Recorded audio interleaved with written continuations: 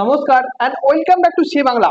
সম্প্রতি মনে হচ্ছে যে পাকিস্তান ভারতের সঙ্গে একটি বড় যুদ্ধ চায়, কারণ ভারত স্পষ্ট করে জানিয়ে দিয়েছিল যে আমরা এই উত্তেজনাকে আর বাড়াতে চাই না। কিন্তু গত 2-3 দিন ধরে আমরা দেখছি যে পাকিস্তান একের পর এক যে ধরনের কাজকর্ম করে চলেছে, যেমন পাকিস্তান ড্রোন দিয়ে ভারতের সাধারণ মানুষের উপর অ্যাটাক করার চেষ্টা করছে, এবং কিছু ঘন্টা আগে খবর এসেছে যে ভারত এবং পাকিস্তানের মধ্যে সিজ ফায়ার ডিক্লেয়ার হয়ে গেছে। কিন্তু তার 2 ঘন্টা পরে খবর আসছে যে পাকিস্তান এই সিজ ফায়ারকে আবার উল্লঙ্ঘন করে দিয়েছে। এরপর ভারত কিভাবে রিটেলিয়েশন করবে এটা এখন দেখার বিষয়। কিন্তু গতকাল ভারত পাকিস্তানের উপর যে ধরনের হামলা করেছে সেটা পাকিস্তান সারা জীবন মনে রাখবে।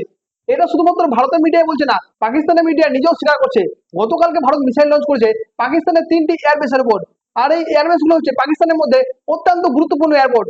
তাই আমাদের জেনে নেওয়া দরকার যে আসলে ঠিক কি কি ঘটেছে। এবং এর পাশাপাশি পাকিস্তান ভারতের এই অপারেশন সিন্ধুকে ট্যাকেল করার জন্য তারা একটা নতুন অপারেশন লঞ্চ করেছে, সেটা সম্বন্ধেও আমি আপনাদেরকে বোঝানোর চেষ্টা করব। আর তার আগে আমাদের বুঝে নেওয়া দরকার যে ভারত এই যুদ্ধটা কেন শুরু করেছিল, আর এই যুদ্ধের পটভূমিটা কি ছিল। আপনারা জানেন যে পাকিস্তান জঙ্গি হামলা করেছিল পেহেলগাঁওয়ের মধ্যে, আর তারপরেই ভারত প্রতিশোধ নিয়েছিল অপারেশন সিঁদুরের দ্বারা।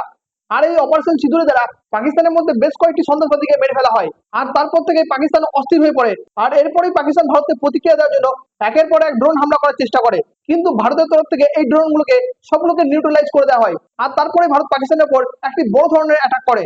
আর অবশেষে ভারত সিদ্ধান্ত নেয় যে ভারত পাকিস্তানের উপর সরাসরি মিসাইল দ্বারা অ্যাটাক করবে। আর এরপরই দেখা যায় যে ভারত পাকিস্তানের 3টি গুরুত্বপূর্ণ এয়ারবেসের উপর মিসাইল স্ট্রাইক করে, যার মধ্যে প্রথম এবং সবথেকে গুরুত্বপূর্ণ হচ্ছে নূর আলী খান এয়ারবেস। আপনি এই ভিডিওটা দেখে বুঝতে পারবেন যে কতটা বড় মাপের এক্সপ্লোশন করা হয়েছে এই এয়ারবেসের মধ্যে, যেটা দেখে স্পষ্ট বোঝা যাচ্ছে ভারত পাকিস্তানের উপর একটি বড় আঘাত এনেছে এই নূর আলী খান এয়ারবেসের উপর। এই নূর আলী খান এয়ারবেস হচ্ছে পাকিস্তানের মধ্যে সবথেকে গুরুত্বপূর্ণ এয়ারবেস, যেটা হচ্ছে রাওয়ালপিন্ডিতে অবস্থিত। আর এটা হচ্ছে পাকিস্তান সেনার হেডকোয়ার্টারের কাছেই অবস্থিত। আর এখানেই ভারতের ফাইটার জেট পাকিস্তানি এয়ারস্পেসকে লঙ্ঘন করে স্ট্রাইক করে চলে আসে। এই নূর খান এয়ারস্পেস হচ্ছে পাকিস্তানের জন্য পাকিস্তান এয়ারফোর্স এয়ার মোবিলিটি এবং ভিআইপি ট্রান্সপোর্টের জন্য মূল অপারেশন ভাব। ভারত যে দ্বিতীয় এয়ারস্পেসটা অ্যাটাক করেছে সেটার নাম হচ্ছে মুরিদ এয়ারবেস। এই মুরিদ এয়ারবেসটা হচ্ছে ইসলামাবাদের ঠিক দক্ষিণ দিকে অবস্থিত। আর এই এয়ারবেসটা সব থেকে গুরুত্বপূর্ণ, তার কারণ হচ্ছে এটাই হচ্ছে পাকিস্তানের ট্রেনিং স্কোয়াড্রন এবং এয়ার ডিফেন্স কমান্ড রয়েছে। আর তৃতীয়ত যে এয়ারবেসের মধ্যে স্ট্রাইক করা হয়েছে সেটা হচ্ছে সোরকোট এয়ারবেস।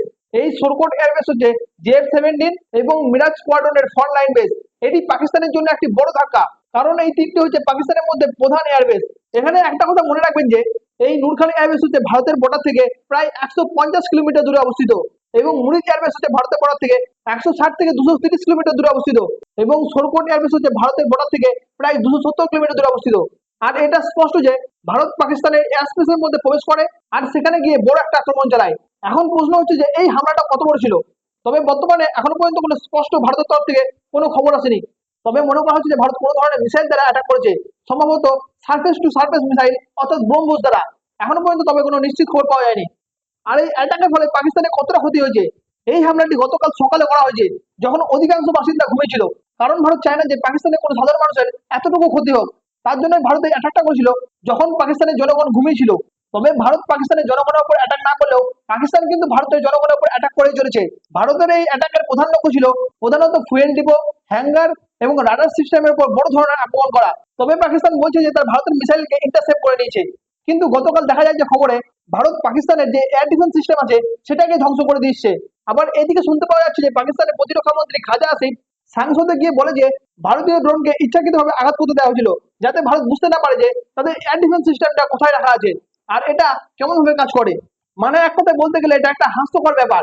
একবার পাকিস্তান বলছে যে তারা ভারতের মিসাইলকে ইন্টারসেপ্ট করে নিয়েছে, যদি পাকিস্তানের এয়ার ডিফেন্স সিস্টেম ভারতের মিসাইলকে ইন্টারসেপ্ট করে নেয় তাহলে পাকিস্তানের মধ্যে এত বড় বড় আক্রমণ হলো কি হবে। এখন প্রশ্ন হচ্ছে যে পাকিস্তানের তরফ থেকে এই এয়ারস্পেস গুলো কতটা ক্ষতি হয়েছে সেটা জানানো হয়েছে।